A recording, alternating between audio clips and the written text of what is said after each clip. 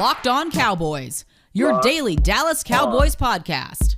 Part of the Locked On Podcast Network, your team every day. Locked on Cowboys. Locked on Cowboys. Welcome back to the Locked On Cowboys podcast, part of the Locked On Podcast Network. Thank you for tuning in. I am your host, Marcus Mosher. You can follow me on Twitter at Marcus_Mosher. Joining me today, as always, is my co-host, Landon McCool. You can check him out on Twitter at McCoolBCB. You can also listen to him on the Best Coast Boys podcast. Landon, what's going on, sir? Not much. You clearly must not have gotten very much sleep last night watching that Raiders game of going back and forth. I didn't get. Let me just put that out there.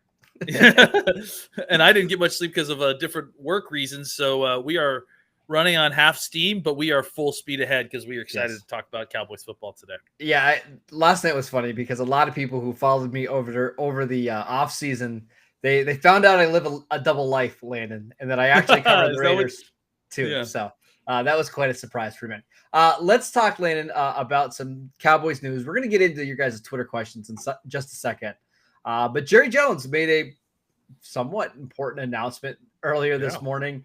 Terence Steele is going to be your starting right tackle in week 2 against the Los Angeles Chargers, going up against Joey Bosa. I think a lot of us projected that it was going to be Ty Nsekhe. That's not the case. It's going to be Terence Steele. What are your thoughts on that? I am surprised. I do think that, the thought process here might be that they feel like Steele and Nsekhe are kind of passing each other in trajectory, where maybe Steele is on the rise a little bit. Look, we heard a lot of talk from Duke Merriweather, who is, one of the best in training these guys, and he worked with Terence Steele over the offseason, and he raves about him. Duke's going to do that because it's one of his guys. He should, absolutely. We didn't see so much of the improvement in training camp or in offseason. I would say that he was definitely better from what we saw in the preseason and offseason than he was last year. But I didn't see like a market improvement to the point where I'm feeling greatly confident about his ability to play right tackle for us in this game. In fairness to Steele, though, he played a lot of snaps at left tackle in the preseason, correct? He did. And he looked better at right tackle. And on top of that, I'm not here to bury him because I want to say that, we missed a lot of the tail end of training camp in those first, few weeks of the season. And he was, getting better as it was going. So there's a possibility that they feel a lot more confident than what we've seen because we haven't seen as much of them as he has. It is a little bit nerve-wracking to say the least because we just don't know. All we have is based on what we saw last year, really. So, and that is obviously not inspiring a ton of confidence. But again, that was at left tackle. This is at right tackle. He played more right tackle, I think, in the preseason as well. And I also think, for all the reasons that we talked about yesterday, right tackle is a lot easier for Dak to see where the problems are coming from. Yeah. They can do things to help the tackles a lot easier than I think at times they can with the guards. So, it's surprising, but I'm not, losing my mind at this point.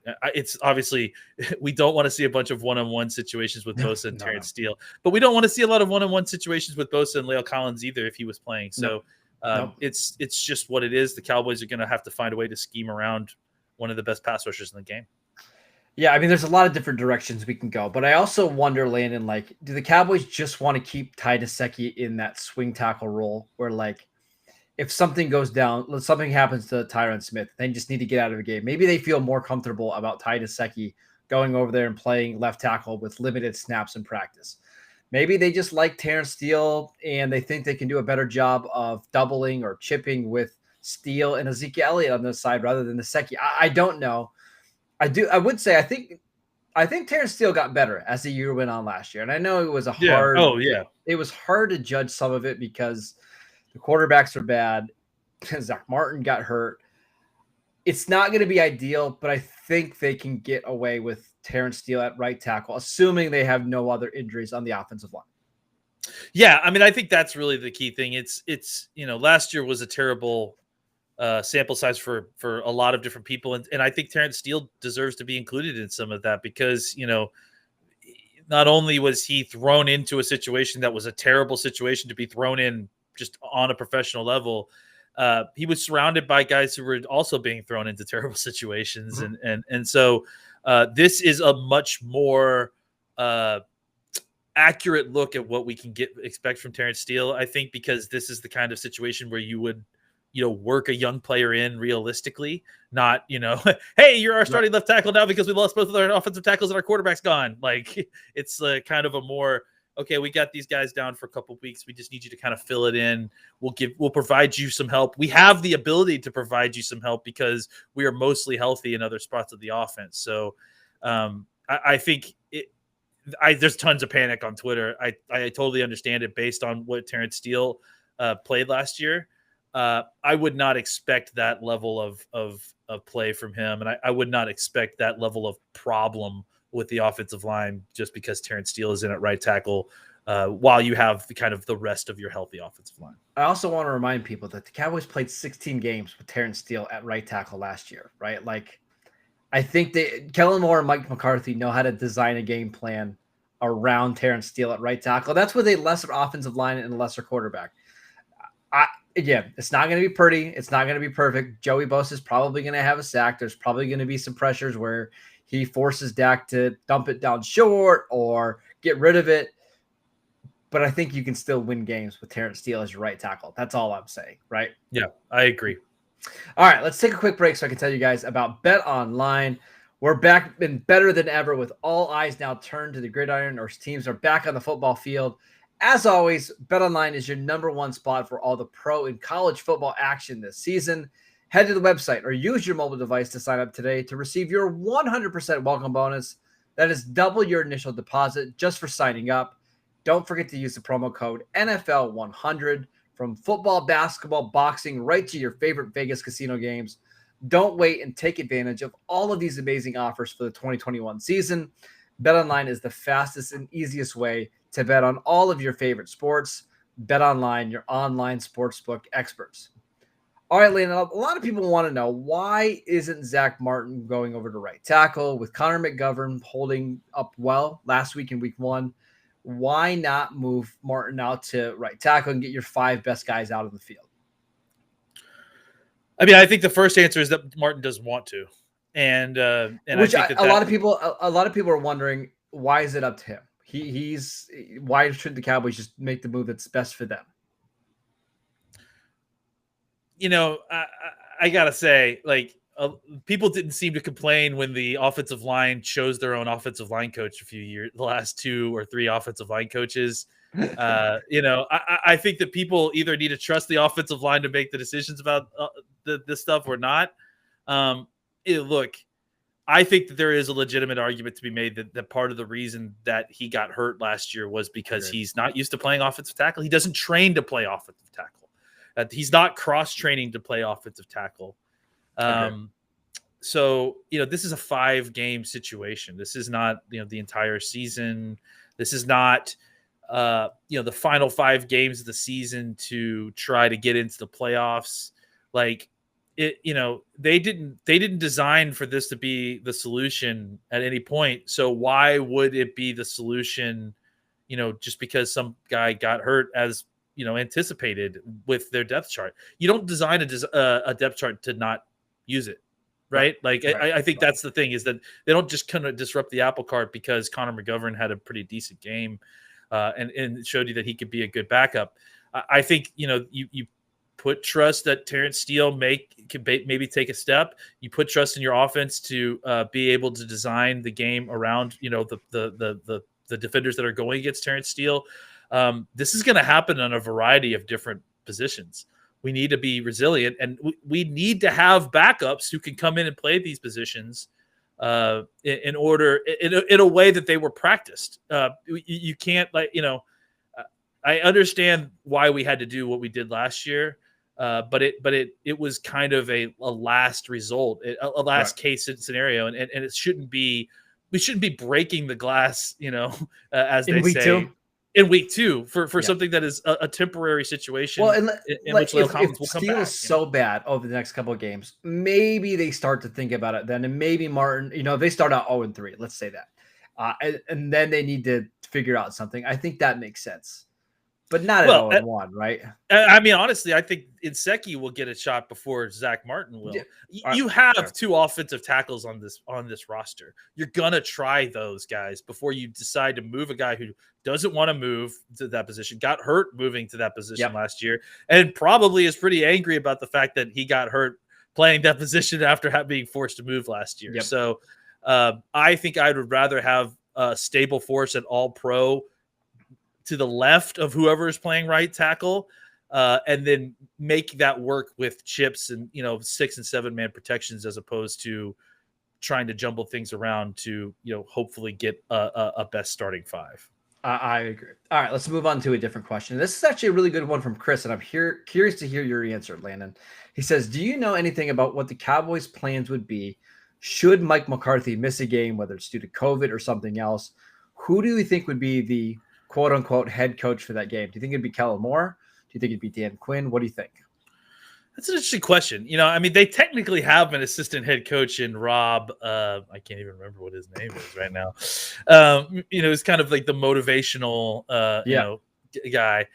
I would imagine that, it would be Quinn would be the head coach in, kind of situation.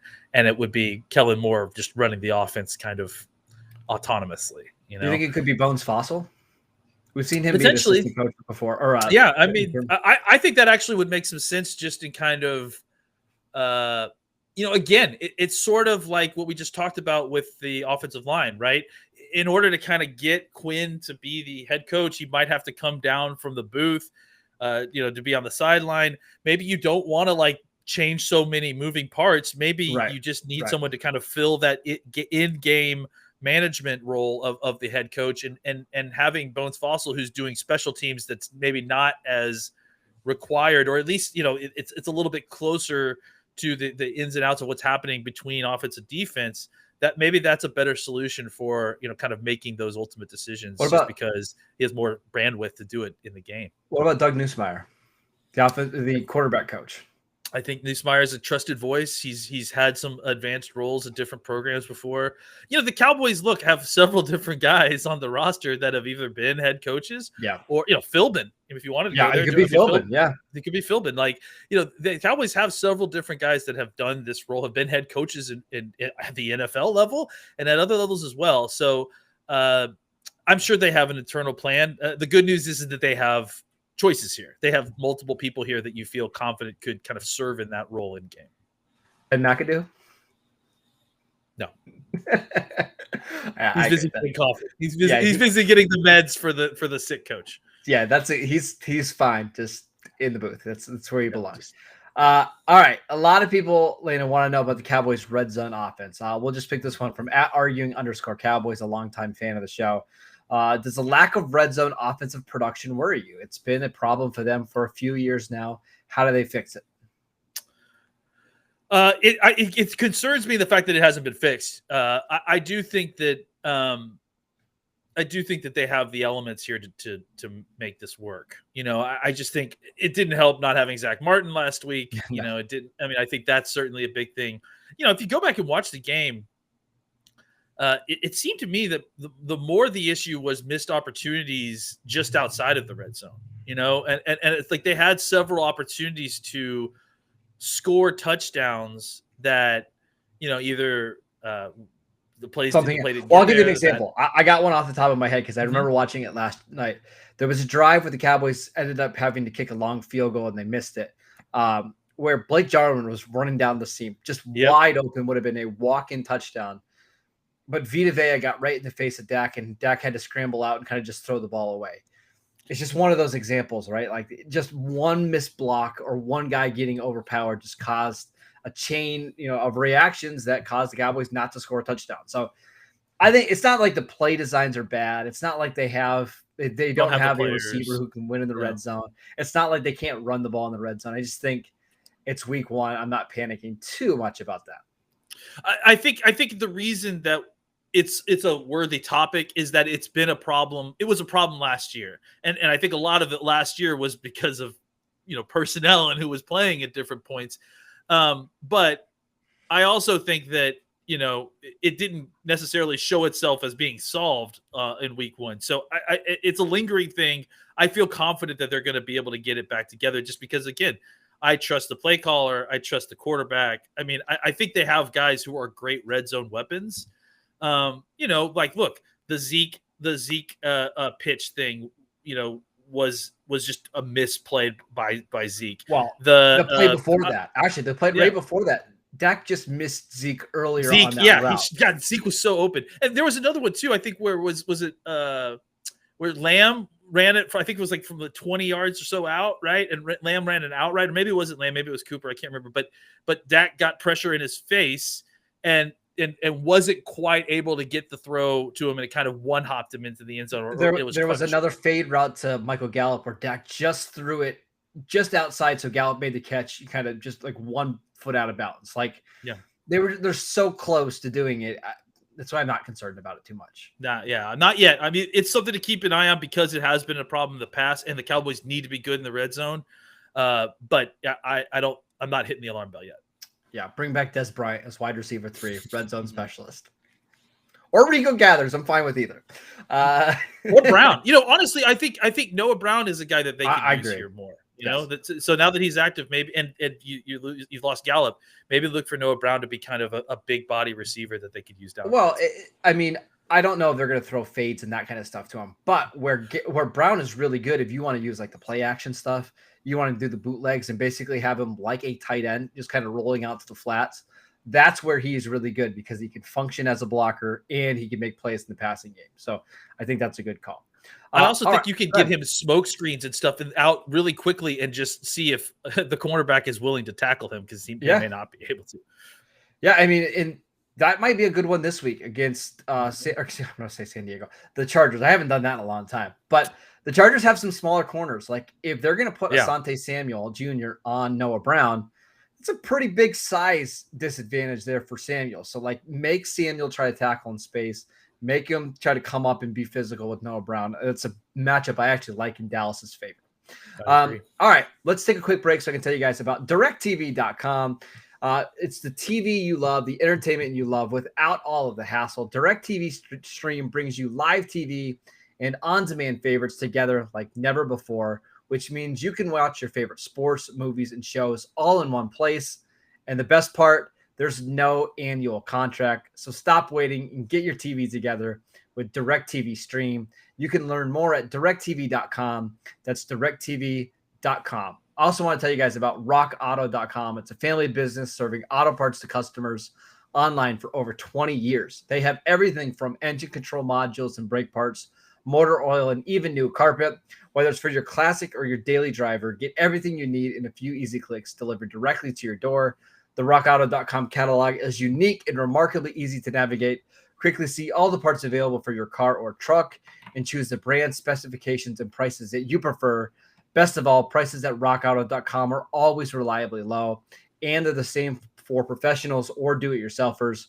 Why spend up to twice as much for the same parts? Go to RockAuto.com right now and see all the parts available for your car or truck. Right, locked on in the How Did You Hear About Us box so they know that we sent you. Amazing selection, reliably low prices, all the parts your car will ever need. Visit rockauto.com today. All right, Landon, just a couple more questions, but a lot of people want to know about Anthony Brown. When is it time to give somebody else a try as the number 2 cornerback? Are you good sticking with him this week? I mean, I don't know what choice you have at this right now. I think unless they're willing to go out and signing somebody temporarily, I think obviously the replacement there is Joseph or Wright, once they kind of develop that point. But right now, Joseph's still on the IR. So I would imagine, at least until after next week, we're going to continue to see Brown. Is Wright a good matchup in this game with Mike Williams? I don't know that. I mean, maybe I'm going to regret saying this, but I don't know that Mike Williams is someone that we really need to worry about. Like, my guess is they're going to put Diggs on Mike Williams just to have the size there, and then try to maybe put a couple guys on Keenan Allen. That's what I would do. Is just eliminate Williams from the equation with Diggs, and then just find the old Bill Parcells, right? Like lock up their best receiver with a guy that can, and then double team their lock up their second best receiver with when he can, and then double their best player, the receiving player. So I think that's probably what they'll have to do with a guy like Keenan Allen. He operates a lot from the slot, which kind of makes him very difficult to kind of keep tabs of and try to slow down. But I think if you can find a way to get Williams kind of locked down by Diggs, then you might be able to bracket Keenan Allen. Keenan Allen. I always forget Keenan Allen's name. Yeah. And I guess one of these guys that just has been one of the best in the league for so long that like he just keeps having injury problems, or he's on teams that have problems. But he's just a guy that if you watch the game against Washington, you saw he was just able to get open at will, and he catches everything. So, like I said, you need to find a way to slow him down to stop him. And I don't think that Diggs is necessarily a great matchup, with him one-on-one, because Keenan Allen will move all over the place, and you probably don't want Diggs in the slot as much. So use him on Williams, and then focus the rest of your defensive backfield on trying to find a way to slow down Keenan Allen. A couple of listeners want to know, when would the Cowboys consider going out and making a trade for like a high caliber starting cornerback? Like, is it when they get down 0-2, 0-3? Is it if Anthony Brown continues to struggle, or do you just not anticipate that happening at all? I think it's hard for us to anticipate exactly what the breaking point is for them. I mean, look, I think it's very easy to tell yourself that a lot of what happened last week was that, AB was going against a better AB, I mean, it's that Antonio Brown, when he's right and playing well, could still play like the best receiver in football. And even some of the things that we talked about, like the deep pass, the touchdown that Antonio Brown got on Brown. Brown got on Brown. Yeah. Brown was expecting safety help there. So some of that stuff is not only on him. I'm certainly not trying to defend him, because I think he did play a pretty terrible game overall. But I think that he has the ability to play better than that. I think this week provides a little bit better matchup for his skill set. I mean, just because you're not playing the best wide receiver trio outside of your own in football. So sure. I think you get by with it, hopefully, until Joseph gets to the point where you feel comfortable there. I think for the Cowboys, it's like they probably have a hard time trying to swing big and reinvest a whole bunch more without knowing exactly what they have in Joseph, because it's just a heavy investment. I don't think it's the worst idea, just because you can't have too many cornerbacks. But if AB goes out and has another game similar to what he did against kind of mediocre wide receivers that he's facing, I mean, then it may be time to hit the panic button. I thought, look, maybe we should talk about this real quick. I thought after going back and watching the tape, I thought the coverage overall outside of Antonio Brown was, Anthony Brown was good. I thought was pretty good. I actually think that we started to get average safety play, which is something that I'm Casey, I thought played pretty well. Yeah. So I think that gives me hope that they can kind of work with Anthony Brown and just kind of give him the help he needs to get us through until Joseph's able to kind of step up and take that role from him. So my just general thoughts, as we're kind of talking about what we saw in the All-22. Yes, Brown got beat on the one big ball to Antonio Brown. Dan Quinn talked about it a little bit. The safety should have been there. I don't know if that's the case or not, because the safety was covering up for Jordan Lewis slipping. So, but that's besides the point. I actually think where the Cowboys got in the most trouble was play action. Like play action across the middle of the field is where Brady killed them. Whether that's Parsons not quite being in the right spot, whether it's Keanu O'Neal just kind of flying up to the line of scrimmage. Like that's the spot that I'm concerned about. Not so much the corners. It's those gaps in the defense. Parsons, I couldn't find the play yesterday when I was trying to rewatch it, but that play where Parsons is like standing next to, was it Gronkowski? I think. Yeah. Oh no, it was Fournette, where they're standing next to each other, and Brady is falling down and still throws the football. Like that could have been a game ender. Like if Parsons had been able to get his hand on it, or even just knock the ball down, that could have been a really big, game changer. So I do think that the Cowboys need to find a way to kind of clean up the underneath coverage a little bit.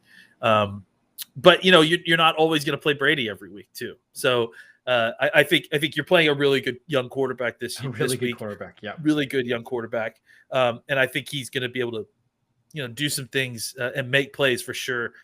But I also think that the Cowboys can find a way to make him, make mistakes and make him kind of give the ball away or put the ball in dangerous spots if need be. They were able to do it against Brady, and I think they hopefully will be able to do it against Herbert as well.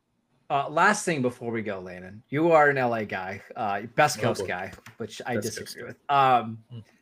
What percentage of Cowboy fans will be at that game on Sunday?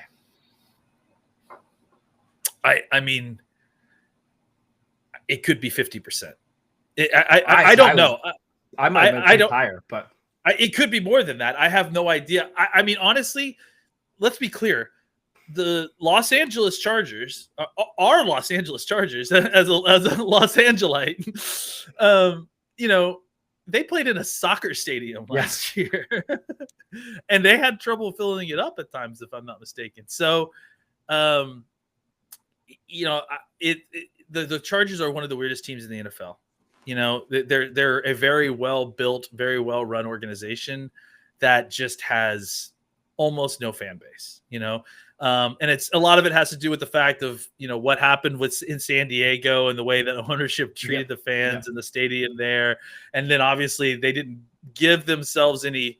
They didn't make themselves many friends by kind of hopping on to the Rams move to Los Angeles. So I honestly do think there could be a high percentage of Cowboys fans at this game, even though the Chargers are actually a pretty decent team and deserve a better home base than a better home base of fans than they usually get. We're going to talk about this game later in the week, but I think the Chargers are going to be a playoff team this year. I think they've got a really good quarterback. The offensive line's good.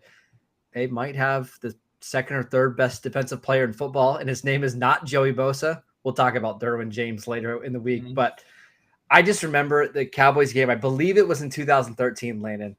Dez caught an unbelievable pass in the end zone, but that game was in San Diego, and it was 90% Cowboy fans there. Do you remember this game? I was at the game. Were you really? Yeah, I think if we're talking about the right game, I was at that game. Yeah, I mean, it would not shock me if we see a similar crowd to that one in this game against the Chargers here in week 2. We've got a busy show for the rest of the week. We've got a crossover. We got a preview we're going to do. So make sure you guys are downloading, subscribing to the Locked On Cowboys podcast. You can follow Landon at McCool BCB. I'm at Marcus _Mosher. We'll see you guys next time.